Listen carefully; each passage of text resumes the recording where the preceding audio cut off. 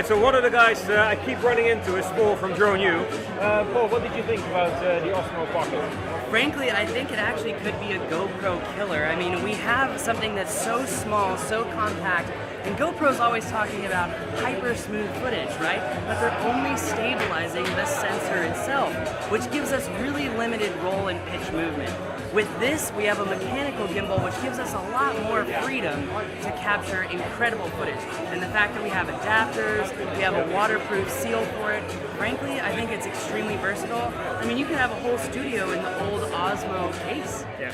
When I first got my hands on the Osmo Pocket, I thought, okay, great, it's well rounded, small, it seems very capable. But I think really it's the accessories that make the things come alive, right? I mean, wouldn't you agree? Yeah. I couldn't agree more. I mean, I'm really excited to see just the mount, right? Yeah. Because I mean, as a drone pilot, there's a big problem right now with people getting attacked as they're flying. Think of this as just a body camera, right? But think of this so I could put it on my electric skateboard, you know, and get sweet shots upside down, you know? And it has all of that. But what's even better, watch, I'm turning it on. 1, 2, 3, 4, 5. I'm recording. Action, yeah. It's super fast. Oh yeah, and going back to that old saying that the best camera is the one that you have with you.